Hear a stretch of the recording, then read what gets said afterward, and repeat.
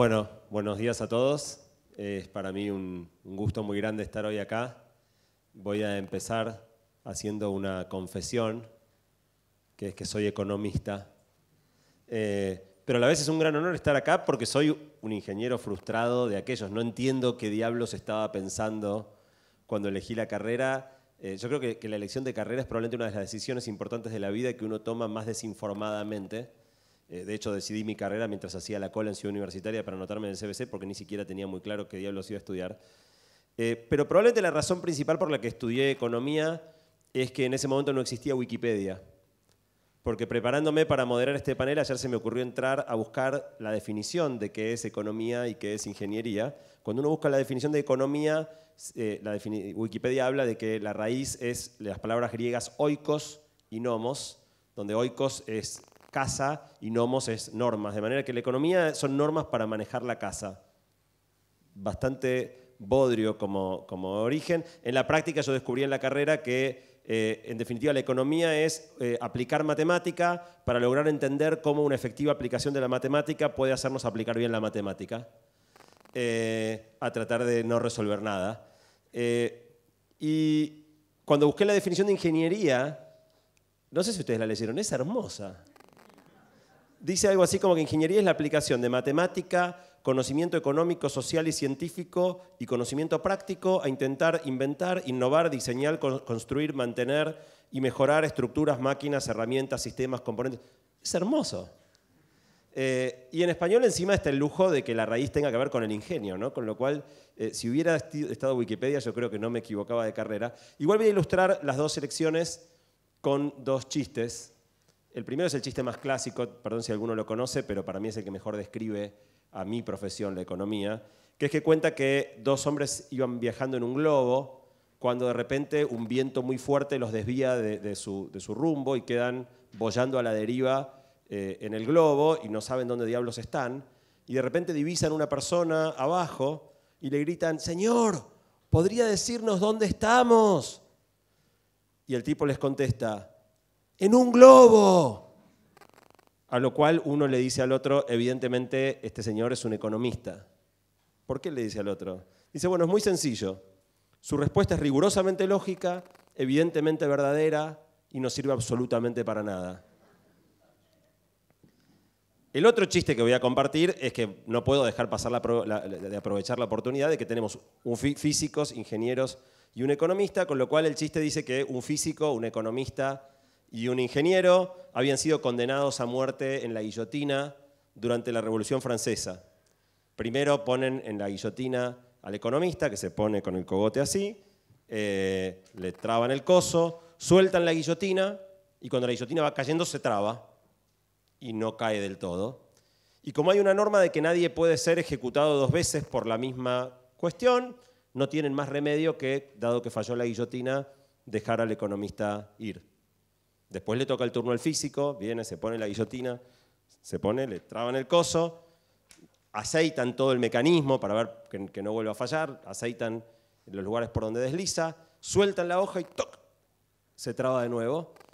El verdugo dice, la pucha, voy a tener que dejar de ir al físico también, dejan ir al físico, y viene el ingeniero, y el ingeniero cuando se pone la guillotina, se pone, en vez de cabeza abajo, se pone cabeza arriba. Le traban el coso y cuando están a punto de sacar la hoja dicen, paren, paren, paren, ahí vi dónde está el problema. Hecha esta introducción, voy a darle la palabra a los tres excelentes panelistas que tenemos. Vamos a empezar escuchando a Andrei Vasnov, que va a exponer 10 minutos. 1, 2, 3. Voy a testear esto. Muy bien.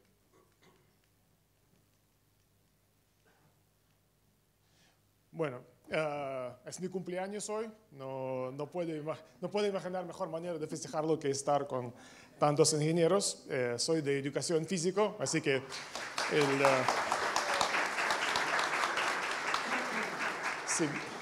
si bien físico no es ingeniero, pero es suficientemente cercano a la ingeniería, por lo menos igual que ingeniero industrial, ¿no? Entonces, voy a hablar de Internet de las Cosas. Es una charla muy rápida. Así que, eso, como sabemos, eran las computadoras en los 60, en los 70, en los 80, 90, 2007, 2015. Eso es una computadora entera que Intel demuestra que lo pueden encajar en un pendrive. Y bueno, ¿cómo van a ser las computadoras? Perdón, esto no me está. ¿Cómo van a ser las computadoras en 2030?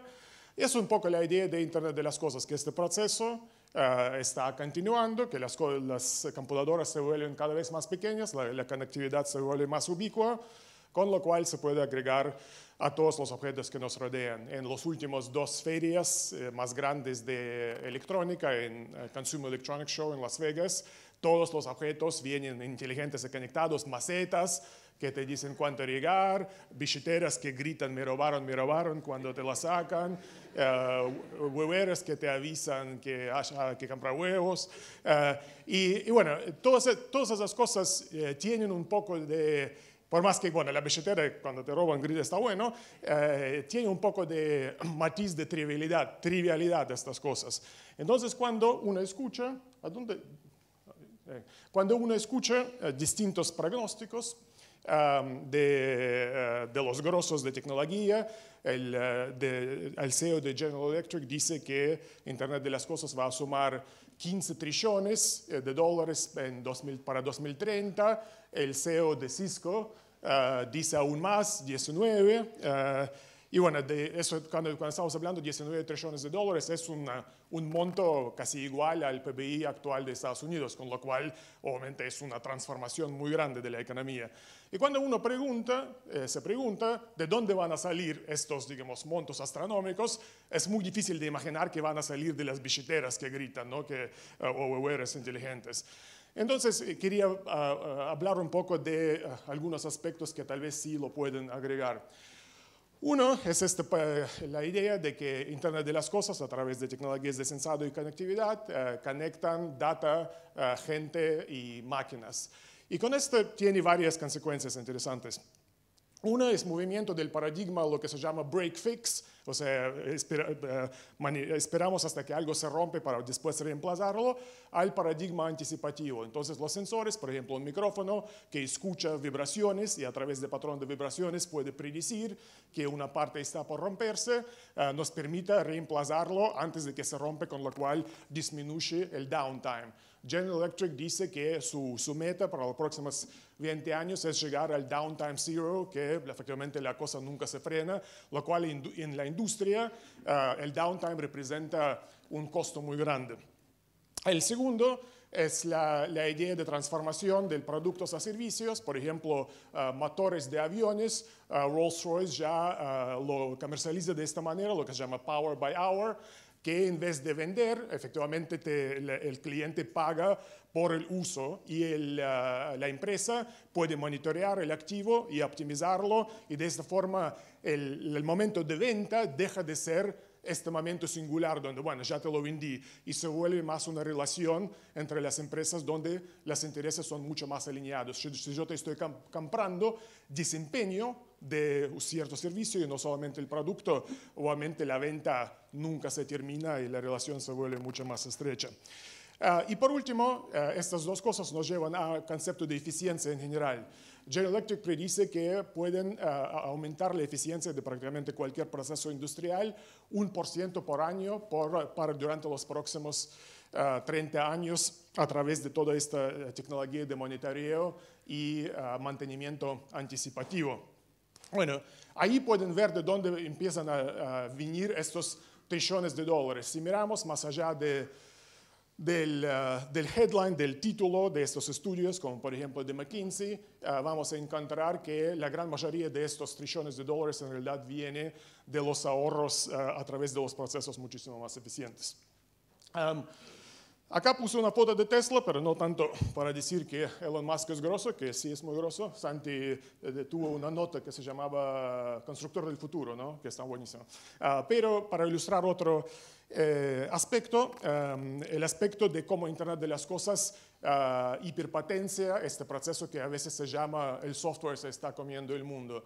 Creo que era al fin de 2015, si no me equivoco, los usuarios de Tesla que ya tenían su Tesla, a través de una actualización que recibieron de software, despertaron y el coche que no tenía funciones autónomas empezó a tenerlo. No completo, pero, por ejemplo, podía estacionarse, podía seguir y cambiar de carril.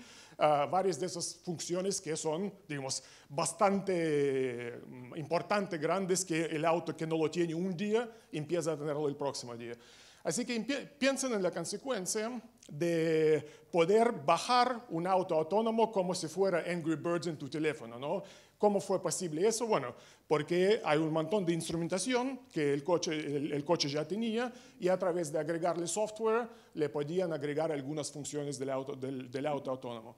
Esto tiene dos consecuencias. Primero, que a medida de que todos los productos, o muchos, se vuelven inteligentes, cada vez más las organizaciones van a tener que poder desarrollar expertiza en software relacionado con su ámbito. Esto es totalmente otro cuerpo de conocimiento, es un cambio organizacional que es prácticamente, yo diría, imposible para una organización muy grande, con lo cual va a haber mucho lugar para alianzas. General Motors, por ejemplo, están comprando como locos distintos startups justamente para traer este conocimiento adentro muy rápido y no perder la batalla por el auto autónomo y auto eléctrico a Silicon Valley, como muchas industrias ya perdieron sus mercados. La segunda consecuencia es el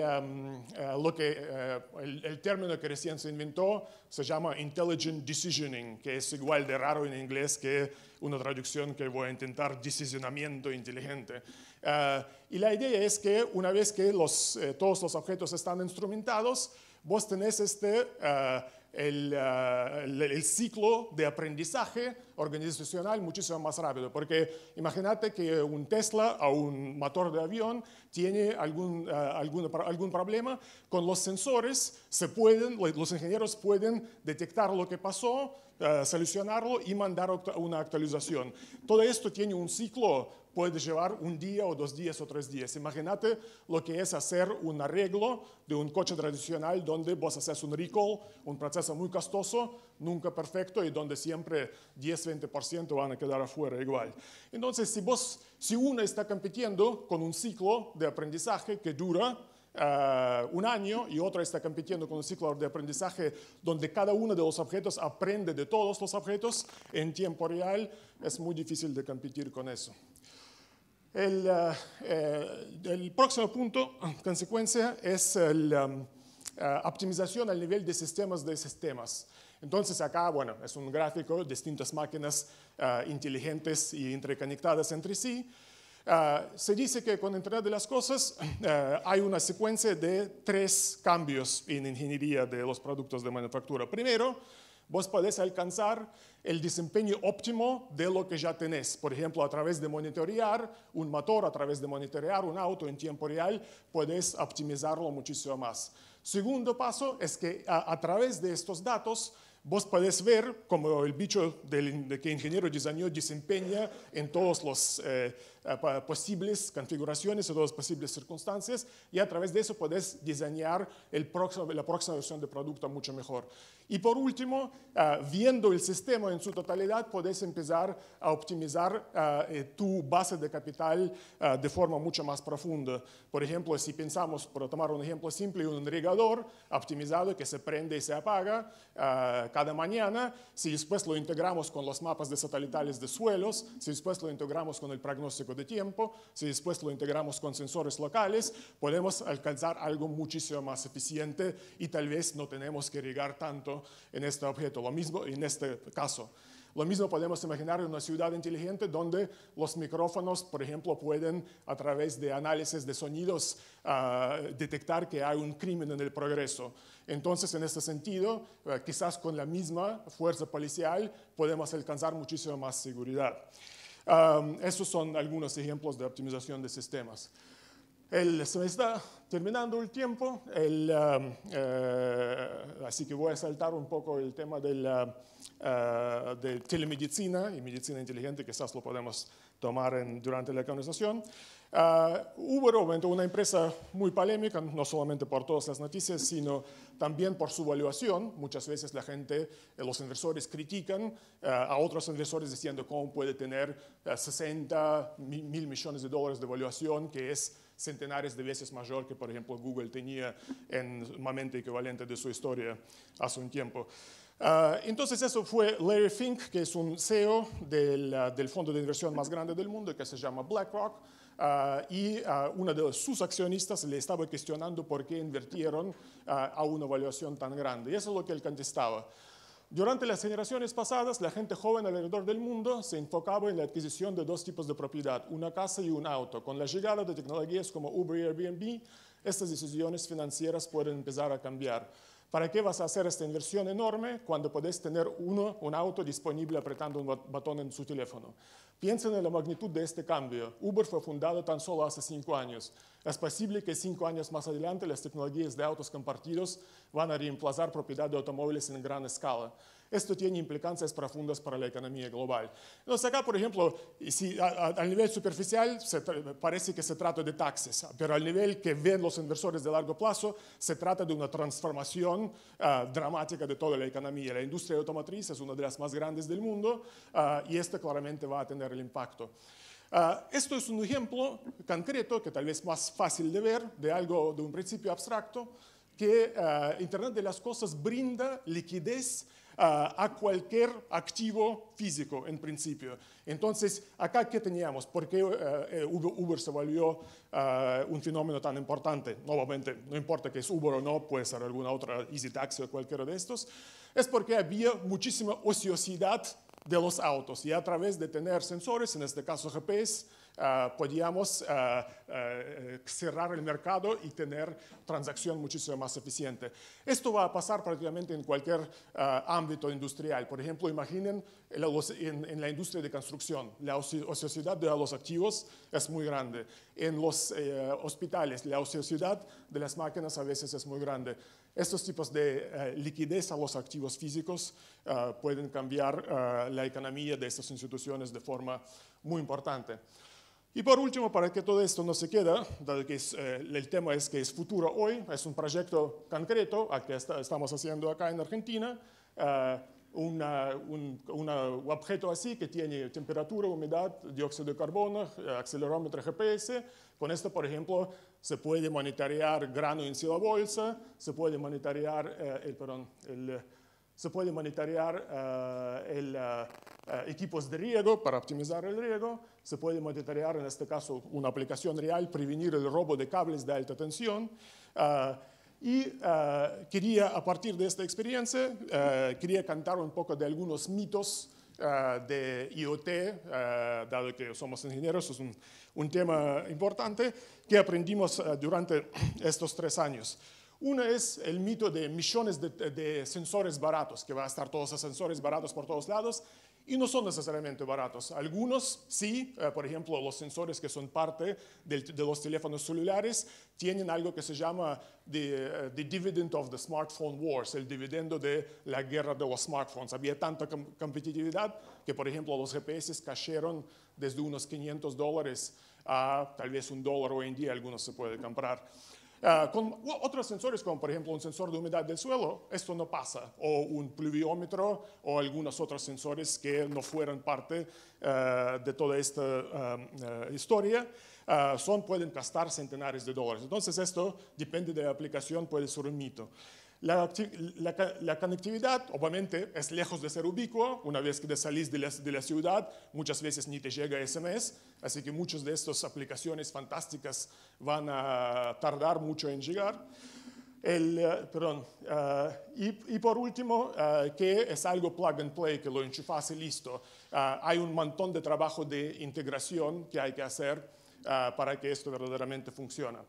Entonces, para los ingenieros, a partir de ahí surgen un montón de oportunidades. Es una transformación de la economía muy profunda que va a llevar mucho tiempo, en parte por todos esos problemas que ingenieros tienen que solucionar. Por ejemplo, todo lo que es privacidad y seguridad. Cuando tenés sensores en todos lados, obviamente es un tema muy grande. Había una demostración que hicieron algunos investigadores que hackearon un auto que estaba en autopista, un auto común que compraron directamente en una tienda. Entonces, obviamente, es una cosa cuando se hackea computadora, es otra cosa que cuando se te hackean marcapasos o un auto, es obviamente un problema para los ingenieros gigante para solucionar. Lo mismo podemos decir sobre privacidad.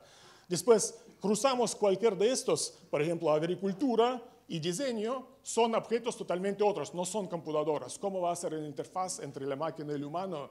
Va a ser totalmente distinto para cualquier de estos ámbitos. Así que, bueno, es una oportunidad gigante. Cada uno de esos cuadraditos probablemente podría hablar 3 horas de lo que se puede hacer allá, pero es para todos nosotros para solucionar los próximos 30 años. Gracias.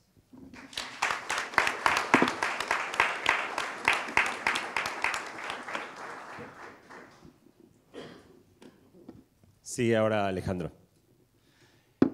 Bueno, buenos días. Ante todo, una anécdota. Ni bien me recibí, me dieron un premio del Centro Argentino de Ingenieros y mi primer trabajo fue en Accenture. Así que todas las genialidades o las burradas que diga ya saben a dónde ir a reclamar. Básicamente, de mi perfil, yo soy ingeniero en informática. Y por alguna razón terminé en los últimos años haciendo algunas cosas de robótica. Y la robótica yo creo que no es nada innovador ni nada futurista. De hecho, para los ingenieros, sobre todo los que vienen de la industria, saben que la robótica tiene años. Digo, no estamos hablando de nada nuevo. Lo que empieza a pasar es que la robótica empieza a afectar la vida de los que no son ingenieros. Y ahí es donde empieza alguna sensibilidad particular. Tenía un profesor en la universidad que fuimos con Santi en Singularity, que se llama Brad Templeton, que decía últimamente a la gente no le gusta ser asesinada por robots cuando hablaban sobre los temas de autos autónomos y ese tipo de cosas. Mi primer contacto con la robótica como informático fue hace no mucho, año 2014 básicamente, cuando me presentaron un desafío de hacer el primer auto autónomo de Latinoamérica, que básicamente un auto autónomo es un robot. Y es un robot que tiene ese perfil, el perfil de contacto con la sociedad, que por ahí en la industria no lo tenía de manera directa. Y aceptamos el desafío y en 4 o 5 meses más o menos, entre 4 ingenieros y unos cuantos diseñadores industriales dando vueltas, que era una pelea eterna, quién tenía el auto para probar los sensores o para hacerlo más lindo, o si nos movían un radar porque quedaba feo donde estaba, el tema siempre el diseñador industrial con el ingeniero, logramos hacer 2 autos autónomos que básicamente, y salvando las distancias de los millones de kilómetros que tiene el recorrido de los autos de Google, hacen lo que hace el auto de Google. No tiene volante, no tiene pedales, no tiene absolutamente nada. Uno agarra, le da la dirección a la que quiere ir, el auto sabe en la dirección que está, tiene los sistemas de información geográfica correspondientes y empieza a tomar decisiones respecto al entorno. ¿Qué es un entorno? Cambiante, digo, no es un tren, no va por una vía, va por un entorno totalmente dinámico, ¿sí? Tiene una complejidad bastante grande. Y también retrotrayéndome un poco, cuando yo había salido de la Facultad de Ingeniería en el 2004, 2005 más o menos, siendo informático, me acercaban una tostadora y un capacitor y no sabía qué hacer. Digo, los informáticos en general nos entrenan lejos de la electrónica, ¿sí? Nos entrenan muy por el software. Y esto fue cambiando y pudimos hacer este auto, pudimos dirigir el proyecto y pudimos entenderlo, porque pasó algo bastante grande en la revolución de la innovación aplicada, que fue todo lo que es diseño digital o fabricación digital, donde gente que no estaba muy al tanto de producir piezas de diseño se pudo empezar a acercar y rápidamente con cuestiones de impresión 3D, corte láser, CNC, etcétera, puede acceder a esa tecnología. Y por otro lado también empezó a ver todo lo que es electrónica abierta, ¿no? Placas de Arduino, computadoras de usos múltiples, etcétera, que hacen que un neófito en materia de ingeniería electrónica pueda empezar a meter mano en electrónica. Ahora, estas tecnologías que son bastante sexys, por decirlo de alguna manera, la realidad es que sin un ingeniero atrás no funcionan, porque esto es muy lindo para hacer prototipos rápidos. Después, cuando uno tiene que crecer, es un poco lo que decía Andrei, los sensores pueden ser muy baratos, los sensores pueden estar en todos lados, pero cuando uno tiene que hacer algo de verdad, después necesita alguien que sepa cruzar un cable como corresponde. De todas maneras, bajan mucho los tiempos de producción y, por ejemplo, cuando nosotros decimos que hicimos un auto en 4 meses o 5 meses, usamos mucha computadora de uso global y estaba totalmente sobreestimado el esfuerzo que necesitaba la computadora. Para hacer un auto de verdad, de producción, pensado para poner en el mercado, hace falta mucha ingeniería por atrás.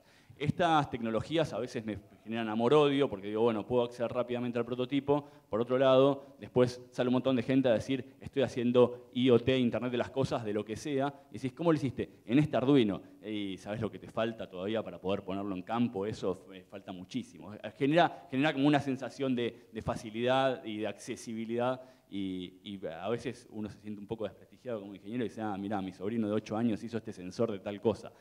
De repente sí lo hizo, pero falta mucho para que eso de verdad pueda introducirse en el mercado, ¿no? Y otra de las cuestiones que aprendimos con el auto, además de este tema de las tecnologías nuevas, es menos PowerPoint y más hacer, ¿sí? Podemos ser muy ingenieros, nos pueden poner cualquier rol de jefe, de lo que querramos, pero a la larga, los 4 meses que estuvimos haciendo el auto, yo estuve tirado bajo un auto sin dormir, soldando la mitad de los cables y la mitad de los dedos. Me quedaron todos, pero me quedaron todos marcados. Entonces, creo que también algo que hay que bajar es que hoy en los equipos, para hacer este tipo de proyectos, realmente hay que arremangarse y hay que meter mano. Y me parece que hay que recuperar la lógica que creo que tenían los ingenieros más viejos, de ir al terreno e involucrarse. No es desde mi escritorio pulcro, les digo, bueno, vayan y hagan todo esto. Es metamos mano un poquito. Volviendo al tema robótica y al tema ingeniería, nosotros cuando hicimos el auto, básicamente pensamos en un montón de cuestiones. No solamente en la cuestión, por ahí más de propaganda, si se quiere, que en ese momento el jefe de gobierno de la ciudad, hoy el presidente de la nación, fue el que estrenó el auto, fue el que dio la primera vuelta y fue el que me hizo pasar el día más preocupante de mi vida porque claramente llegamos a cruzar el último cable y hacerlo andar 30 segundos antes de que el tipo se suba. Y el tipo estaba en el medio de la campaña presidencial, con lo cual yo estaba transpirando bastante. Pero digo, más allá de eso, desde el punto de vista de la ingeniería, los robots, cuando uno habla de robótica, incluye un montón de industrias. La robótica no es una industria, es un montón de conocimiento todo junto. Y también acá un poco el rol del ingeniero, que creo bastante una visión medio fordiana, si se quiere, es que nosotros no construimos el futuro, o construimos el futuro con tecnologías del pasado. Nosotros agarramos lo que viene de la ciencia, lo juntamos y hacemos algo de impacto social. Somos el nexo, de alguna manera, entre la ciencia y la sociedad, ¿sí? Somos los que agarramos lo que sale de exactas, del MIT o de quien sea, y después los ingenieros lo metemos en una licuadora y hacemos algo que tiene impacto. Y de alguna manera la robótica, como industria, si se quiere, adentro tiene un montón de ciencias que no tienen que ver exactamente con ingeniería y son de las que nos alimentamos. Dentro de esas ciencias, bueno, ahí hay nombradas un par, pero para hacer un robot de este porte y para hacer casi cualquier robot hay que pensar en visión robótica, hay que pensar en computación, hay que pensar en metalmecánica, hay que pensar en industrial, hay que pensar en sensores, hay que pensar en inteligencia artificial, en la energía. Son un montón de ramas que se abren a través de empezar a meterse en robótica. Y cuando nosotros decimos, nos preguntan, ¿hicieron un auto? No, nosotros no hicimos un auto. De hecho, el auto, básicamente, compramos un carrito de golf, lo desguazamos, le pusimos una carrocería nueva, pusimos un montón de electrónica arriba y metimos un montón de software arriba. Nosotros lo que demostramos es que de esto se puede hacer, primero, que Argentina tiene la capacidad de meterse a jugar en este juego de la robótica social, si se quiere, o de la robótica acercada a la sociedad, o sea, salir de la industria. Y demostramos que se puede generar una industria alrededor de esto del conocimiento, ¿sí? Tenemos un montón de conocimiento, un montón de capacidades y un montón de ingenieros y de gente sumamente entusiasmada. Se me acercaba gente mientras estábamos haciendo el proyecto, que era bastante secreto porque no podíamos decirlo, pero en nuestro entorno se sabía que lo estábamos haciendo, a trabajar gratis para nosotros. Nos decía, yo quiero trabajar en tu proyecto. Y decíamos, no tengo plata para pagarte, no importa, voy gratis. Y hubo chicos que se me acercaban, yo soy profe en la facultad, y se venían viernes, sábado a la noche cuando probábamos el auto para darnos una mano solamente por el entusiasmo de estar haciendo algo que llama la atención, algo que creo que hoy hay muy pocos que pueden pensar que se puede hacer esto en Argentina, y ver esa oportunidad era bastante, llegaba bastante. Hay gente que trabajó gratis porque realmente no le podíamos pagar y decíamos, no te podemos pagar, no importa, voy igual. ¿Sí? Entonces, nosotros demostramos que está el conocimiento, está el entusiasmo, está la oportunidad, y es una industria relativamente barata para entrar. O sea, Argentina puede ponerse a jugar en esta industria. No sé si hacer autos autónomos, pero sí a hacer partes de autos, sí a automatizar, sí a empezar a hacer asistencia de manejo, que son cuestiones que nosotros estamos hablando. Y de hecho, después de hacer el auto, vinieron los de Google y dijeron, che, ¿ustedes qué están haciendo? No los teníamos en el radar. Y bueno, cuando ustedes nacieron tampoco Yahoo los tenían en el radar, qué sé yo. Fíjense, de repente hay cosas que se pueden hacer, ¿no? Y ya yendo a alguna cuestión de qué pasa con los robots fuera del auto autónomo, no sé si siguen el MIT Technology Review, creo que la última revista del quarter del año pasado, salió una nota sobre dark factories, donde decían, bueno, las fábricas oscuras, y las fábricas son oscuras básicamente porque no trabajan personas, trabajan robots, y hacía una comparativa entre China y Corea. Corea es la más automatizada, la Corea buena, ¿no? China es la menos automatizada, y hablaba sobre la pérdida de competitividad de China con respecto a los robots, donde hoy básicamente lo que está pasando es que sale más caro, suena mal, sale más caro un chino que un robot. ¿Sí? La hora chino sale más caro que la hora robot. Entonces China, que su competitividad estaba dada por lo barato que era la mano de obra, está perdiendo competitividad. Y salió en una revista de este año, de hecho, que en lo que va del 2017, Estados Unidos compró 32% más de robots que en todo el 2016. Acá lo que le diría a Trump, que dice, hagamos de nuevo América grande, es la robótica, estúpido, no es las políticas. O sea, no tiene nada que ver la política que están siguiendo, es una cuestión de la robótica y la automatización que está haciendo que los costos sean mucho más bajos y que la producción empiece a migrar, la producción masiva empiece a migrar desde China a Estados Unidos por la baja en los costos del robot. Eso es un cambio de paradigma súper fuerte, porque básicamente China tiene un problema. Si se automatiza, ¿qué hace con todos los chinos? Porque la gente tiene que seguir viviendo. Y si no se automatiza y toda su producción migra por la robótica, ¿qué hace con todos los chinos? Porque tiene que seguir viviendo. Entonces creo que hay un cambio a nivel global dado por la robótica, por la automatización y por la baja de costos en este tipo de cosas que estamos viviendo, y nosotros estamos jugando ahí. Y de última, por ahora, los ingenieros somos los que mejor estamos posicionados, porque somos los que hacemos los robots. Tenemos que ser piolas y no hacer un robot que haga ingeniería. Hasta ahí podemos llegar.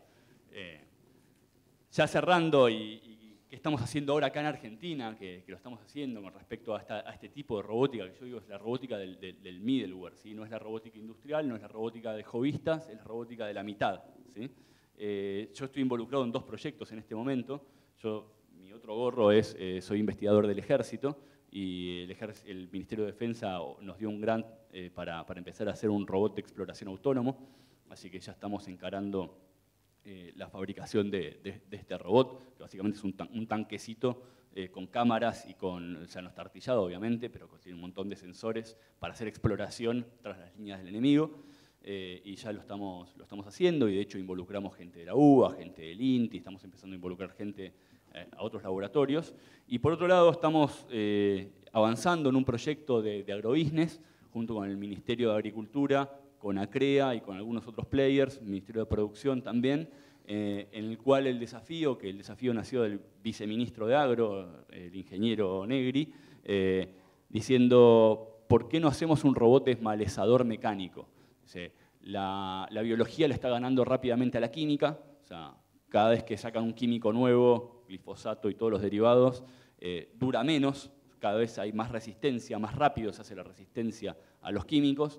Dice, empecemos por la lógica de empezar a hacer algo mecánico, arranquemos a las plantas que nos sirven, entonces la resistencia bajaría muchísimo. A lo que yo dije, bueno, perfecto. Él me dijo, bueno, pensemos un robot gigante. Le digo, y si vamos a empezar a jugar contra la biología, ¿por qué no hacemos biomimesis? Y estamos empezando a jugar o a diseñar un robot. Es una visión, obviamente falta para llegar a eso, pero es como si fueran miles de hormiguitas robots comiendo todo lo que no sea soja. Esa es la visión que tenemos. Estamos llegando a robots mucho más chicos y sumado a toda la lógica de IoT o IoE, Internet of Everything, que hablaba Andrei antes, es lo que alimentaría de inteligencia a estas hormigas que van comiendo los robots. Así que lo que les digo es, Argentina tiene la posibilidad de meterse en esta industria, tiene la capacidad de meterse en esta industria, y me parece que es algo que a los que venimos del área de ingeniería nos entusiasma bastante. Digo, no sé, de chicos siempre veía los robots, los robots y el espacio creo que son las dos cosas que más nos llaman la atención a los ingenieros, o por lo menos a los que nos rodean. Así que los invito a sumarse a esta industria. Digo, hay lugar y hay poca gente. Se necesita más gente, se necesita más impulso, se necesita más networking, ¿no? Alrededor de esto. Eso es lo que tenía para contarles y súper abierto a preguntas y después a las charlas. Gracias.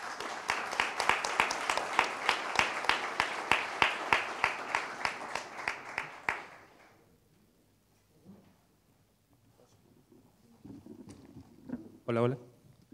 Bueno, yo voy a tomar algunas cosas que me gustaron de las dos charlas, de Andrei y de Alejandro.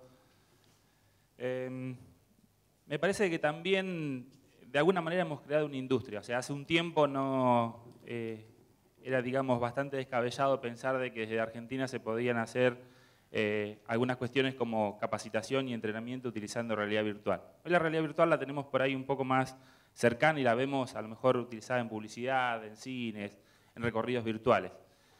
Voy a mostrar algunos de los proyectos que hemos desarrollado en Media Lab, que es el grupo que yo coordino, porque de alguna manera esos proyectos me definen como ingeniero. Yo vine también en el 2004, es más, creo que salí segundo y ustedes nos ganaron con el auto autónomo. Así que también es un gusto volverlos a visitar y contarles, digamos, qué han andado haciendo este tiempo como ingeniero.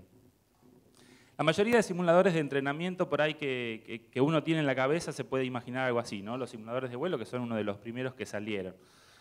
Principalmente también por la complejidad de los pilotos y de la actividad que hacían, ¿no? Pero ahora, en el último tiempo, diría los últimos 10, 12 años, de alguna manera se pueden empezar a pensar simuladores para un montón de áreas, incluso áreas que a lo mejor antes nos parecían alejadas, como agronomía o pensar un simulador de entrenamiento y capacitación de una cosechadora, de un tractor, ¿sí? Para que el operario básicamente no realice y tenga accidentes cuando pasa después al mundo real. Y cambiar también la forma en que se capacita y se entrena a la gente. Hoy, ¿cómo se hace? Medio a la vieja usanza, como cuando aprendimos a manejar, con un conductor experimentado al lado y explicando, ¿no? Pero muchas veces eso no se puede hacer porque simplemente la máquina o el instrumental no se puede romper o no se le puede inducir una falla. Decía, el cambio y esto de que podamos pensar en simuladores y tecnologías de entrenamiento en un montón de áreas tiene que ver con la PC. La PC ha cambiado exponencialmente el poder de procesamiento que tiene últimamente y antes teníamos que imaginar computadoras que ocupaban, digamos, grandes espacios para lo que era un simulador, ejecutar un simulador por la capacidad de procesamiento. Entonces, bueno, podemos imaginar en defensa, minería, industria, transporte, el agro, como decíamos recién, logística, educación. Voy a contar algunos ejemplos. Este es un proyecto que a mí me gusta particularmente por la cantidad de disciplinas y de actores que hubo involucrados.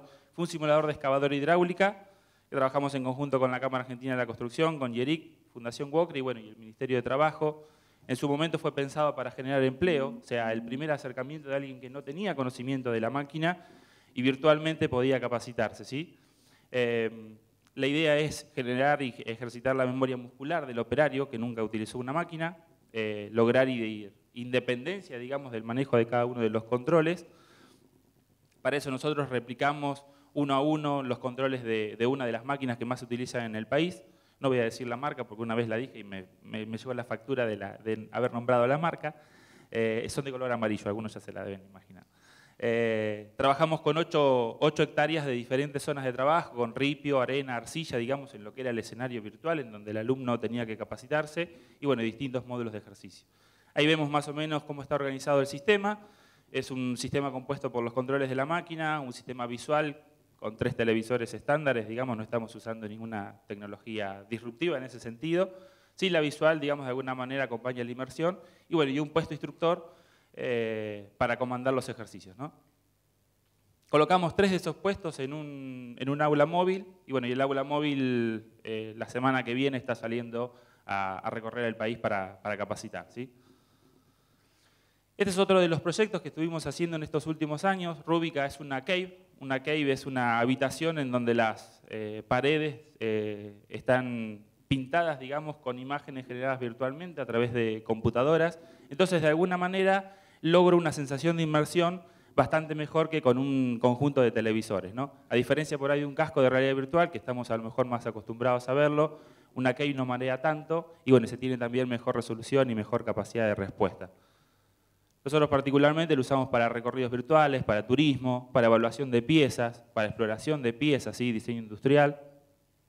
Y cuento dos proyectos concretos relacionados a lo que fue Rúbica, que uno fue para educación. Esta es más o menos la radiografía del proyecto, con Ministerio de Educación, SPU, la RUP, que es la Red de Universidades Petroleras, y bueno, Fundación YPF desde el lado de educación de la rama de YPF. Principalmente el objetivo era disminuir el gap que había entre los graduados recientes y el mundo real, ¿sí? Con lo que pasó en Añelo, en Vaca Muerta, con el gran auge, digamos, de petróleo hace algunos años, lo que ocurría era que los recientes graduados llegaban a los lugares de exploración con poco conocimiento en campo, así que de alguna manera había que achicar eso, ¿no? Incluso algunos venían desde Jujuy, o desde lugares más alejados que Neuquén o Cuyo, digamos, que de alguna manera conocían incluso el paisaje. Así que imagínense, venía el estudiante jujeño recién graduado, ellos tienen carrera de perforación, allá sacan agua, pero también nos servía llevar esos ingenieros al sur para sacar petróleo. Así que bueno, estuvo pensado como herramienta pedagógica y para ayudar en el aula universitaria. En ese caso, nos metimos en el terreno, nosotros, todos nuestros simuladores comienzan con una tarea de relevo y ver cómo se trabaja, se sacan fotografías, se trabaja con planos, con altimetrías del lugar que vamos a relevar y vamos a recrear. Fuimos a un par de pozos, vimos cómo trabajaban los company, vimos cómo trabajaban los maquinistas desde la cabina del pinito, digamos, como se le dice a la plataforma, y también relevamos los sistemas, ¿no? De alguna manera después se modela tridimensionalmente y se recrea el mundo virtual en el que va a correr el simulador. Ahí toqué algo. Me están tocando el brillo para el video. Pero creo que se ve bastante bien. Eso es un recorrido que es la primera parte de la aplicación. Lo primero que hacemos en el simulador, que consta de tres aplicaciones o 3 módulos. Lo primero es el reconocimiento de locación. Luego la segunda parte es reconocimiento de componentes, que el docente puede explicar cada uno de los componentes de un pozo, digamos, cambiar la cámara, cambiar desde el punto de vista de donde se lo opera. Y después el tercer paso, que por ahí es el más interesante, tiene que ver con la operación. Bueno, esta filmina se rompió un poco. Ahí lo que mostraba, de alguna manera, todo comienza con un Excel, ¿no? O sea, la mayoría del modelo de simulación comienza en un Excel con un par de fórmulas recreando lo que ocurre en el pozo. Luego esto se convierte en un algoritmo, en un modelo computacional que la computadora encargada del simulador va a ejecutar. Acompañando la visual que veíamos recién, había que realizar de alguna manera todas las interfaces de control. El company man y el maquinista que están en la cabina tienen que visualizar lo que pasa en la plataforma y también tener en cuenta lo que pasa debajo en el pozo. Ese es el setup final, con un panel de control, digamos, de lo que ocurre en el pozo y de lo que ocurre en la plataforma, porque obviamente en la plataforma siempre hay 6 o 7 operarios y el maquinista es, de alguna manera, el encargado de corroborar que se verifiquen las cuestiones de seguridad. La CAI también puede ser usada para diseño industrial. Decía, esto es un anexo para el edificio de Atucha en lo que es tratamiento de residuos de la planta. Aquí ellos lo utilizaron para hacer algunos chequeos de diseño en lo que era la parte arquitectónica, digamos, del anexo de la planta. Y bueno, y también está pensado que se puede utilizar para que los nuevos operarios se formen y tener en cuenta el tema de los tiempos de cada una de las operaciones. Es prioritario eso porque, bueno, hay que manejar tiempos de exposición. Bueno, y el último proyecto, digamos, en el mismo sentido por ahí y alineado con esto que hoy comentaba Alejandro, que él decía, no sé si hicimos un auto, hicimos una industria. Creo que nosotros también estamos en esa línea con el sentido de decir, bueno, aquí desde Argentina se pueden hacer simuladores de entrenamiento y se puede cambiar la forma en que capacitamos a la gente. De hecho, es interesante porque un simulador también, con esto del futuro del empleo y el futuro del trabajo, uno puede decir, pero estamos pensando en simuladores para capacitar, pero en realidad muchos de esos empleos por ahí se van a modificar. Y los simuladores son interesantes porque pueden servir como un principio de lo que va a ser el actuador. O sea, cuando yo quiero automatizar un sistema, puedo plantear el simulador como un primer escalón para automatizarlo. El proyecto este fue encargado y trabajado en conjunto por SBASE, Subtes de Buenos Aires y Metrovías. Ahí el desafío a lo mejor es que de alguna manera son varios simuladores en uno, porque tenemos varios tipos de trenes en lo que es el material rodante, así que cada tren hay que tener en cuenta para la simulación su tipo de tracción, el esfuerzo, la carga que puede llevar, ¿sí? Cada uno tiene una lógica de negocio distinta en los paneles y obviamente hay un plan pedagógico para cada una de las líneas. Por ejemplo, en la línea B tenemos unos 50 ejercicios que se pueden realizar. De esos 50 ejercicios hay muchos que en el mundo real, hoy por hoy, no se pueden practicar, no se pueden llevar a cabo. O sea, nadie les puede explicar a los motorman en un curso de una manera fidedigna de cómo tiene que resolver por ahí algún problema que surja, ¿sí? Más allá de lo teórico o teórico-práctico en una clase, porque si no tendría que romperse el tren o ocasionarse la falla particular.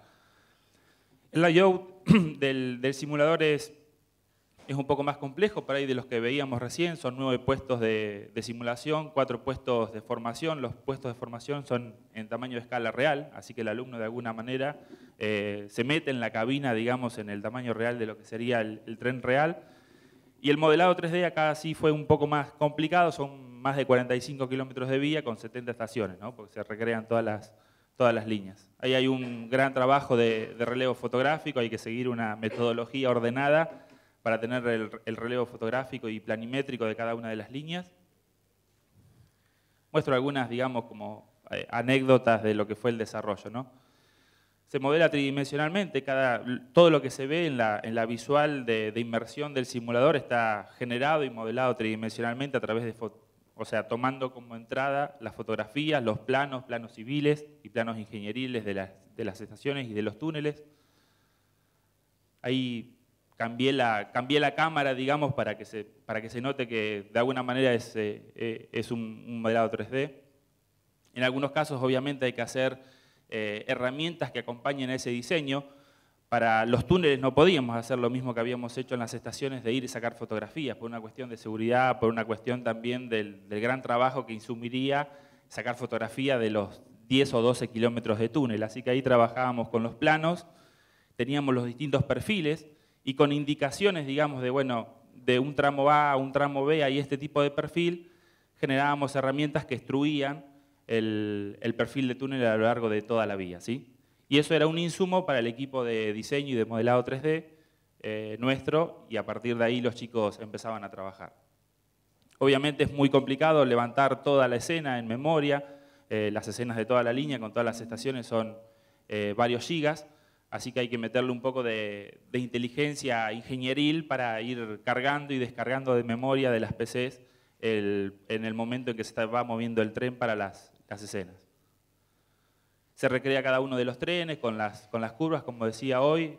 Cada tren obviamente tiene sus paneles auxiliares y sus paneles de control. Esto lo utiliza el motorman cuando se está capacitando para resolver un ejercicio. Por ejemplo, para resolver algún ejercicio de falla tiene que ir al coche M y tocar el grifo B137 y tocar el grifo B158 y cambiarlo de posición, por ejemplo. Todo ese procedimiento el motorman lo tiene que saber. En los primeros ejercicios seguramente tenga algún manual de apoyo y en los siguientes ejercicios lo que se va a buscar es que lo sepa de memoria. Bueno, lo que decía de que la lógica de negocio de cada tren es distinta, de alguna manera cada una de esas ventanas que vemos son submódulos, ahí están divididos por tipo de tren o por línea, digamos. Arriba es línea AB, abajo en el centro es un CNR, un coche chino, y abajo son coches Alstom. Cada uno de esos paneles, cada uno de esos módulos de instrumental es un simulador en sí mismo. O sea, incluso si el profesor quiere capacitar en sistema ATP, que es el sistema de control de velocidad, de seguridad de velocidad para los trenes, podría hacer un curso, digamos, centrándose solamente en ese módulo, en el módulo ATP y no en toda la formación del curso.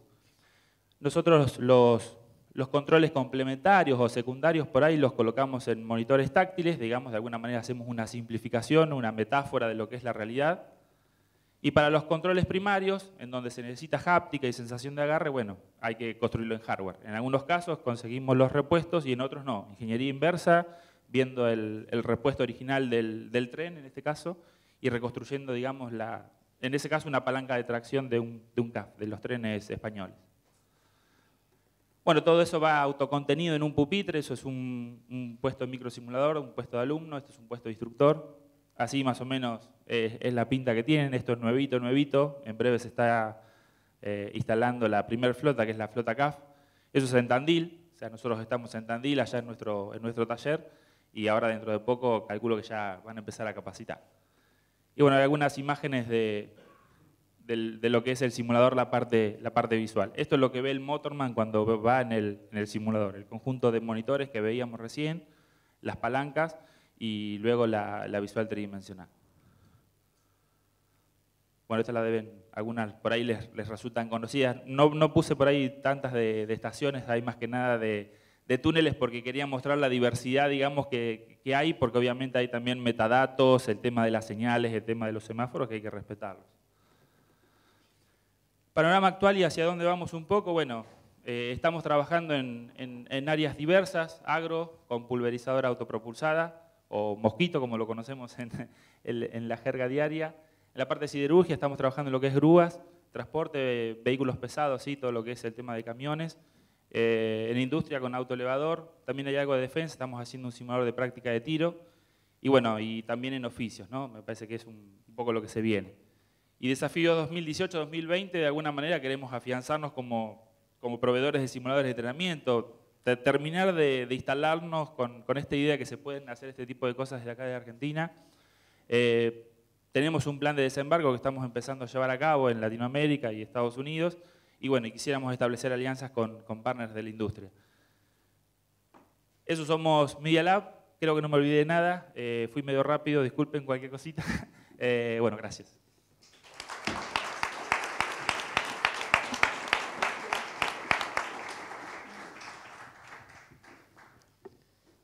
Tengo ahora algunas preguntas para hacerles mientras ustedes piensan. Acá ya recibí algunas, pero los que quieran escribir preguntas pueden escribirlas en papel y hacerlas llegar. Mientras tengo dos tipos de preguntas que me gustaría hacerles. La primera tiene más que ver específicamente con la jornada de hoy y con el rol de los ingenieros. La primera pregunta que quería hacerles es: ¿en qué sienten que haber sido formados como ingenieros, tener cabeza de ingeniero, los ayudó? ¿Y en qué sienten que les hizo las cosas más difíciles? Yo creo que a mí por lo menos me lo hizo más fácil en tener una visión general del tipo de problemas que uno puede atacar después, ¿no? Que paradójicamente fue lo mismo que me jugó en contra muchas veces. Me parece que muchas veces tenemos el sentimiento ese de ser el superhombre. El ingeniero es el superhombre, nosotros podemos resolver todo. En varios de los proyectos nuestros, por lo menos lo que nos pasaba era que en un momento nos dimos cuenta que estábamos resolviendo cosas de forma muy artesanal, porque no nos correspondía. O sea, che, esto es diseño industrial. Bueno, entonces trabajemos con un equipo de diseño industrial. Esto es más electrónica, ¿no? Eso Alejandro hoy creo que también comentaba algo de eso. La parte buena es que de alguna manera tenemos un panorama general, podemos tener de interlocutor del otro lado a un químico, alguien que viene del agro y tiene una necesidad, alguien que trabaja con trenes y tiene una necesidad, pero muchas veces por ahí si no manejas bien el tema de la delegación y de trabajar con otras disciplinas, a lo mejor es también lo que te juega en contra. Yo por mi lado, lo que rescato de la parte buena me parece que es el pensamiento analítico que te da, que te permite resolver problemas rápidamente. Cuando tenés un problema, permite dividirlo en partes resolubles. Eso creo que es algo que da la ciencia básica, sobre todo, y por más que muchos, mientras estudian, se quejan de de los años y años de matemáticas y de física y dice, ¿para qué quiero esto? A la larga termina dando esa visión de poder dividir los problemas, resolverlos y partirlos de alguna manera. Una cosa para mí en contra, que es una pavada, pero no... ¿Ahora? Ahí. Una cosa que creo que está en contra, que por ahí es una pavada, pero no menor, me parece que le saca la magia a las cosas, la ingeniería. Es como, lo ves, alguien se sorprende y vos decís, y yo sé cómo funciona. Es como que le ves la paloma al mago adentro de la galera, ¿no? Y igual eso tiene mucho de lo que decía él recién, de creer que sabemos todo y que podemos hacer todo. Pero en la vida social eso afecta negativamente. Perdón, hago un comentario de eso. Me vas a acordar, alguna vez leí en algún lado que obviamente el mayor misterio de la humanidad es el funcionamiento del cerebro humano, la conciencia, la inteligencia, ¿no? Y que tal vez el riesgo el día que lo entendamos va a ser decir, ah, ¿eso era? Y que se pierda toda la gracia, en definitiva. Bueno, la primera parte por ahí es parecida, que te da una caja de herramientas muy patentes, aplicables a muchas situaciones. Y la parte negativa, tal vez la misma, la caja de herramientas. El impacto negativo que para mí tuvo es que yo por mucho tiempo pensé que física y matemática eran como las ciencias serias. Y biología, economía, neurociencia, me costó entender su complejidad, me costó entender varias cosas interesantes de eso porque no veía la rigurosidad y la exactitud que se encontraba en la física. Entonces, esas muchas veces la gente dice que las otras ciencias tal vez no son tan científicas como física. Pero después, una vez me acuerdo que era lamentablemente tarde en mi vida, cuando tenía unos 33 años, escuché el dicho de Niels Bohr, uno de los físicos paradigmáticos, que es Dios le dio a los físicos los problemas simples.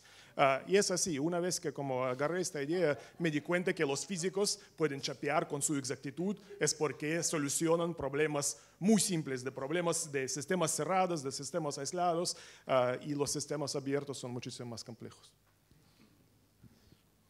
La siguiente pregunta también relacionada al rol del ingeniero en la sociedad. Yo no sé si muchos de ustedes sabían, los más jóvenes no van a saber de qué diablos estoy hablando, pero los más grandes sí. Tal vez recuerden la serie MacGyver.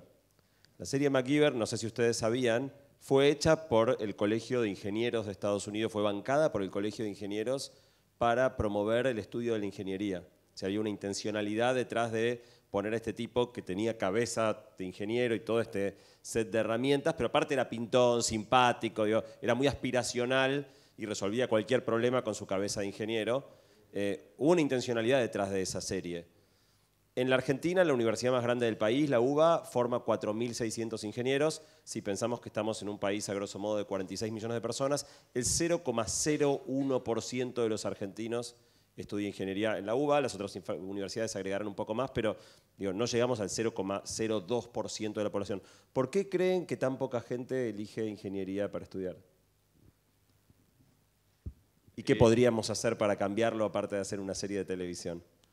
Yo jugaba a MacGyver de chiquito y le prendí fútbol patio a mi mamá, pero fue jugando eso. Pero anécdota aparte, me parece que hay un problema anterior a cuando llegan a la universidad. No se enseña bien las ciencias básicas, eso me parece que hay algo bastante fuerte. Yo creo que mucha de la gente que le escapa a las ciencias exactas, sea ingeniería, o sea física, o sea matemáticas, nace del odio a la matemática o del miedo a la matemática. Y eso para mí se inculca en la primaria y en la secundaria, no tiene que ver con que después cuando llegas a decidir no querés hacerlo. Y muchos de los que empiezan se rinden por ese tipo de materias. Me parece que hay un problema grave de ciencias básicas. Habría que atacar por ese lado. Creo que Estados Unidos con todo el tema STEM y ese tipo de cosas también lo entiende y está tratando de alguna manera de hacer algo por ese lado. Y haciendo más este tipo de encuentros también, contando, como decía hoy Alejandro, volvemos después de algunos años y contamos lo que hemos hecho como ingenieros y creo que podría pasar lo mismo si cada uno de ellos cuentan lo que hicieron después de que se graduaron. Me parece que una vez que te graduás todo lo que viene es relativamente bueno. tenemos esa cabeza de ingenieros incluso antes de habernos metido en ingeniería, pero no lo sabemos, somos así de cuadrados y cuando egresamos volvemos a ser más cuadrados todavía, ¿no? Y entonces ahí de alguna manera eso te da la seguridad de que elegiste bien.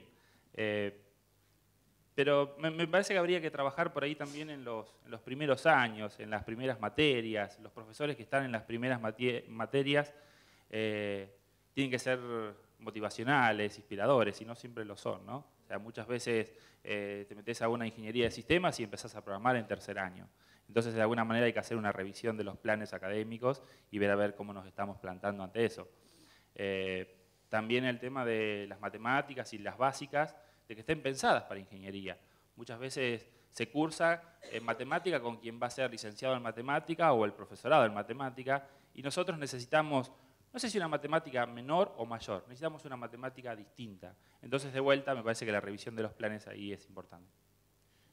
Bueno, me sumo a la diagnóstica que por alguna razón es aceptable de decir siempre odiaba matemática, ¿no? En ese sentido es bastante común. Me acuerdo, hay un profesor de Oxford que es parte de una de esas batallas entre los humanistas y los científicos, que él se cansó de ir a las fiestas de académicos donde le preguntan, bueno, ¿vos leíste James Joyce o alguna cosa así? Y si no leía y se quedaba como ignorante. Él decía, bueno, eso es justo. Y empezó a ir a preguntar, usted conoce la segunda ley de termodinámica, a un humanista, y bueno, y como sé, obviamente una postura tan agresiva no apoyo, pero hay algo de razón de eso. Por ejemplo, la segunda ley de termodinámica es algo extremadamente profundo, filosófico, tiene que ver con vida, con el origen del universo, con muchas cosas, pero por alguna razón no es aceptable haber leído ciertas cosas de literatura básica en cada cultura, pero es aceptable de decir, yo siempre odiaba matemática. Entonces, y esto a su vez, creo, en el largo plazo, y está cambiando, de que la moda en el largo plazo sigue la plata, ¿no? De alguna manera, para ponerlo de alguna manera. Que, por ejemplo, el contexto argentino desconozco, pero en Estados Unidos, ¿por qué, por ejemplo, era siempre de moda tradicionalmente abogado, médico y businessman? Porque, bueno, son profesiones que te dan un buen fundamento económico para la vida. Y ahora con el Silicon Valley, todo lo que está pasando con los Bill Gates y Elon Musk, esta percepción de a poco está cambiando y creo que en el largo plazo va a cambiar, que va a ser popular profesiones como ciencia de computación, que hoy en día es de las más demandadas entre todos y las más mejor pagadas. No sé cuánto ustedes están al tanto, en el mundo hay todo un movimiento que se llama el movimiento Maker, que tiene que ver con fabricar cosas, con aprovechar las herramientas, sobre todo las herramientas de manufactura digital disponibles hoy en día, para recuperar algo de la... Porque hoy en día, a medida que se fue sofisticando la industria, la posibilidad concreta de uno fabricar algo fue reduciéndose cada vez más. Y sin embargo, a través de las nuevas herramientas de manufactura digital, hay algo que se puede recuperar de uno en su casa, poder fabricar cosas que estén realmente buenas.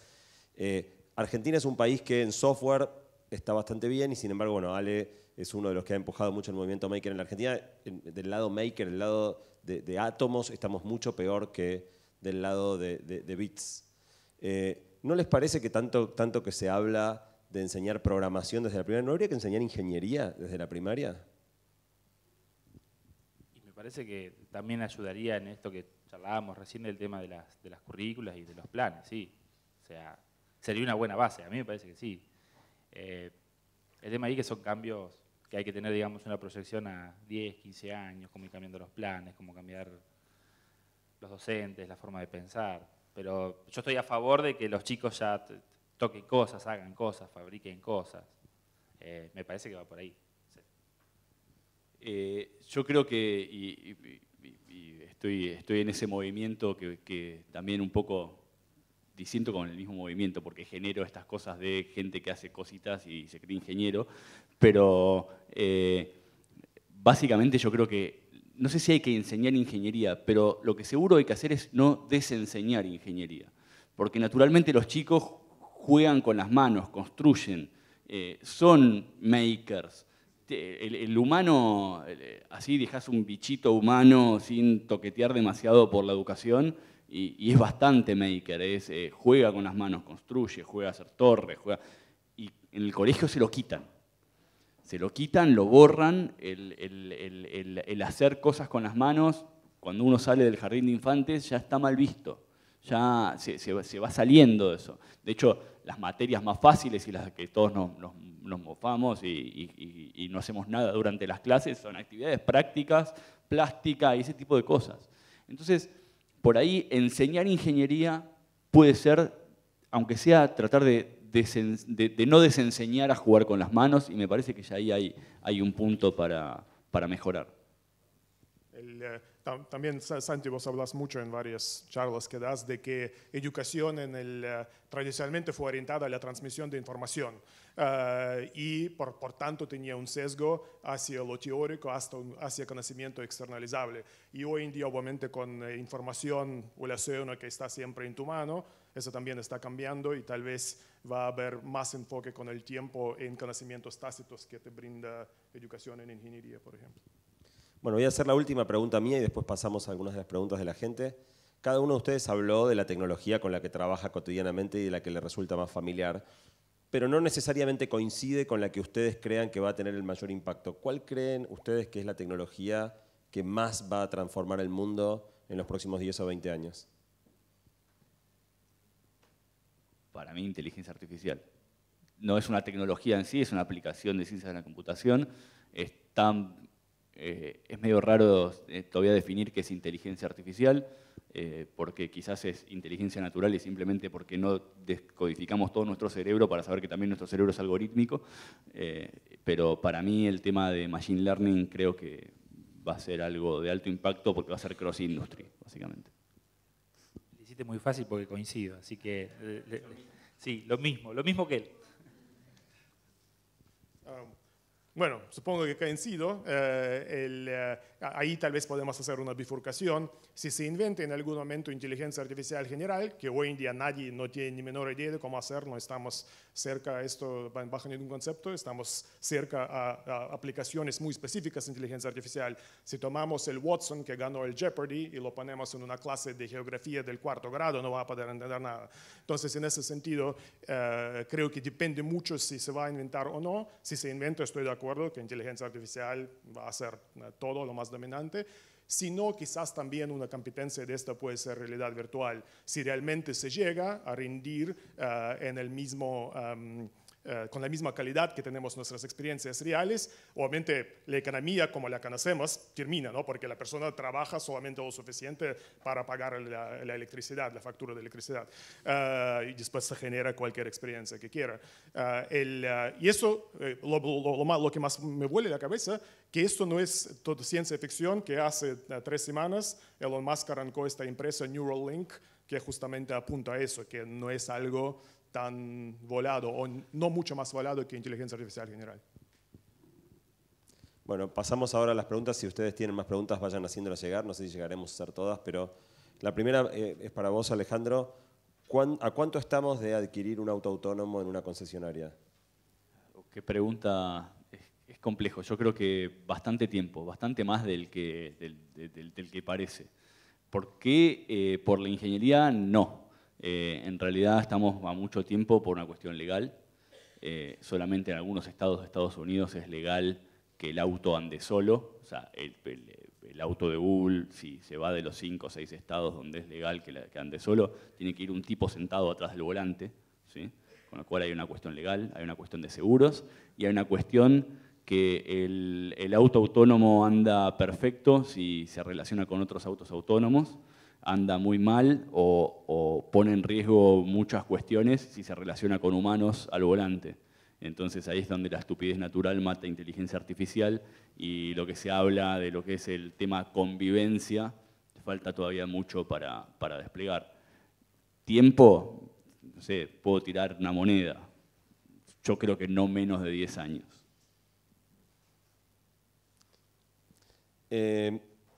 Hablando digamos, en función de todo lo que se habló de dispositivos conectados, robots, ¿cómo creen que va a evolucionar todo el tema de seguridad informática, pudiendo ya ahora desde digamos, una intrusión no solo dañar un aparato, sino controlar sistemas con actuadores?